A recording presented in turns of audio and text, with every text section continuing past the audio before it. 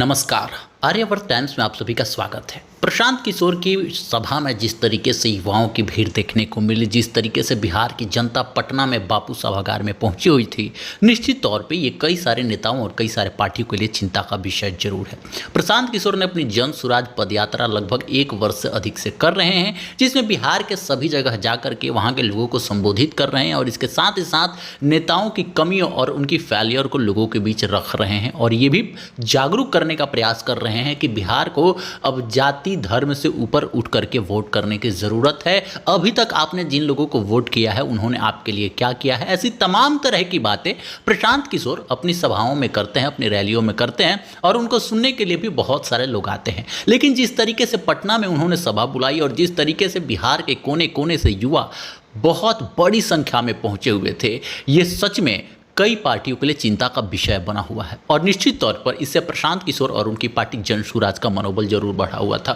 इसके साथ ही ऐलान ये भी हो गया कि 2 अक्टूबर 2024 को, यानी आने वाला जो 2 अक्टूबर है, गांधी जयंती, उसी दिन जन सुराज एक पॉलिटिकल पार्टी बनने जा रही है। अब जन सुराज अगर पॉलिटिकल पार्टी बनती है तो प्रशांत किशोर की हैसियत और उनकी एबिलिटी सबके जहन में जरूर है, सबको पता जरूर है। चाहे वो बिहार के नेता हो या फिर देश का कोई भी शीर्ष नेता हो, कोई भी बड़ा नेता हो, वो प्रशांत किशोर की क्षमता को जरूर जानता है। इसी वजह से ये और चिंता का विषय बना हुआ है कि प्रशांत किशोर अभी तक दूसरी पार्टियों के लिए काम करते रहे, दूसरे नेताओं के लिए काम करते रहे हैं, दूसरे की मार्केटिंग, कैंपेनिंग और स्ट्रेटजी प्रिपेयर करते रहे हैं, लेकिन इस बार खुद की पार्टी के लिए काम करने वाले हैं और उनका मानना है कि इस बार बिहार में सभी सीटों पर अपने विधानसभा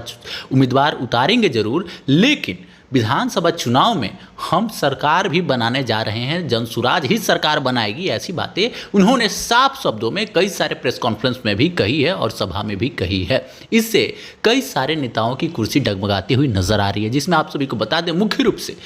राष्ट्रीय जनता दल के जो युवा नेता हैं, अध्यक्ष तो उनके पिता श्री लालू प्रसाद यादव जी हैं, लेकिन पार्टी की पूरी जो कार्यकलाप है, जो भी व्यवस्थाएं हैं, वो इन्हीं के हाथों में है, तेजस्वी यादव।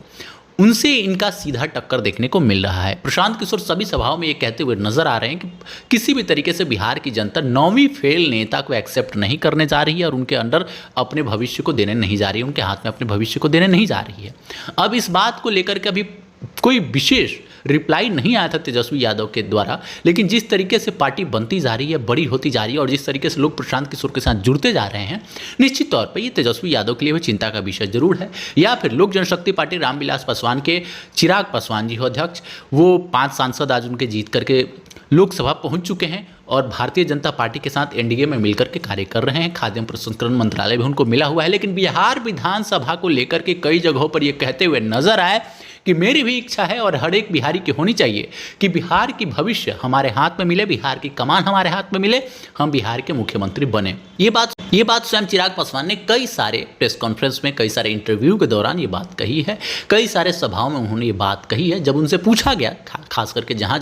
कि आप मुख्यमंत्री बनना चाहते हैं, कि आपका सपना है क्या, तो उन्होंने कहा कि निश्चित तौर पर हमारा ये सपना होना भी चाहिए और हम बिहार के लिए बिहार फर्स्ट, बिहारी फर्स्ट लेकर के बहुत दिनों से चलते आ रहे हैं। साथ ही इसके साथ मुख्यमंत्री नीतीश कुमार की बात करें तो वो भी प्रशांत किशोर की काबिलियत के साथ वाकिफ है, क्योंकि ऑलरेडी उनके लिए भी प्रशांत किशोर स्ट्रैटेजी बना चुके हैं, मार्केटिंग कैंपेन कर चुके हैं। तो इस वजह से उनको भी कहीं ना कहीं इस बात से खतरा नजर आ रहा है। ये सभी पार्टियां, विशेष करके भारतीय जनता पार्टी भी बिहार में जिस तरीके से अपने पैर जमाने की कोशिश में है, जिस तरीके से मुख्यमंत्री नीतीश कुमार ही चेहरा रहे हैं एनडीए के, लेकिन अब भारतीय जनता पार्टी भी इस प्रयास में है कि किसी भी तरीके से हम सबसे बड़ी पार्टी के रूप में उभरे और यहाँ पर हमारा अपना मुख्यमंत्री हो, हम जिस तरीके से चाहें उस तरीके से सरकार चलाएं। लेकिन अब इन सारे सपनों के बीच सभी लोग मुख्यमंत्री बनना तो चाहते ही हैं। मुख्यमंत्री नीतीश कुमार 2005 से अभी तक कुर्सी छोड़ना नहीं चाहते हैं। तेजस्वी यादव कई बार मुख्यमंत्री बनने के प्रयास में अपनी उप मुख्यमंत्री की कुर्सी भी गंवा चुके हैं, आप सभी जान रहे हैं। चिराग पासवान के सपने को आप सभी ने देख लिया। भारतीय जनता पार्टी 2005 से सत्ता में रही है, आई है, गई है, लेकिन अभी भी उनका प्रयास यही कि किसी भी तरीके से मुख्यमंत्री नीतीश कुमार को यहां से हटा करके भारतीय जनता पार्टी ये कुर्सी अपने जिम्मे कर ले। तो जितनी भी पार्टियां हैं जो 2025 में होने वाले विधानसभा चुनाव को लेकर के सपने देख रही है, निश्चित तौर पर प्रशांत किशोर उन सबके सपनों को एटलीस्ट डगमगाते हुए नजर जरूर आ रहे हैं, हिलाते झकझोरते हुए नजर जरूर आ रहे हैं, क्योंकि ये सबको पता है कि इनकी पावर क्या है। किस तरीके से ये लोगों को अपने तरफ आकर्षित कर रहे हैं, किस तरीके से ये अभी तक लोगों को अपनी तरफ आकर्षित करते रहे हैं अन्य पार्टियों के लिए, और इस बार बात स्वयं की है और बिहार इन पर भरोसा भी करने लगा है। जो हाल ही में सभा हुई है उससे ये समझ आ चुका है, जितनी बड़ी संख्या में भीड़ वहाँ पर देखने को मिली, जितनी बड़ी संख्या में लोग वहाँ पर जुटे हुए थे, निश्चित तौर पर ये किसी भी नई पार्टी के लिए बहुत बड़ी अचीवमेंट कही जा सकती है। तो माना यह जा रहा है कि आने वाले विधानसभा चुनाव में प्रशांत किशोर बहुत बड़ा उलटफेर करने जा रहे हैं, और जितने भी पार्टी और बड़े नेता हैं निश्चित तौर पर इस बात से चिंतित जरूर हैं, किसी भी तरीके से प्रशांत किशोर को अंकुश में लेने की कोशिश भी वो करेंगे। लेकिन जो जन सैलाब इनकी सभा में देखने को मिला, जिस तरीके से खुल करके धारते हुए नजर आए प्रशांत किशोर और इनके साथ ही, इसे साफ समझ आ रहा है कि बिहार में कुछ बड़ा बदलाव होने की संभावना है। और जिस तरीके से एकाधिकार सभी पार्टियां, ये 3-4 पार्टियां बना करके रखी हुई हैं बिहार में,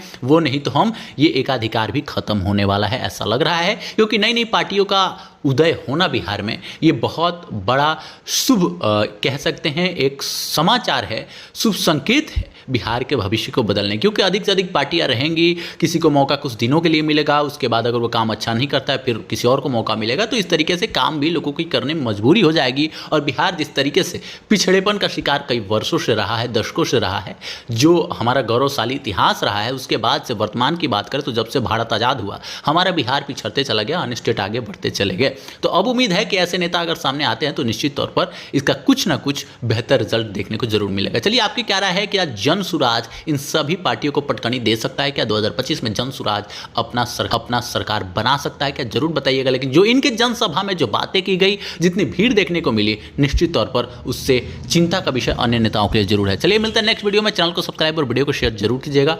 धन्यवाद।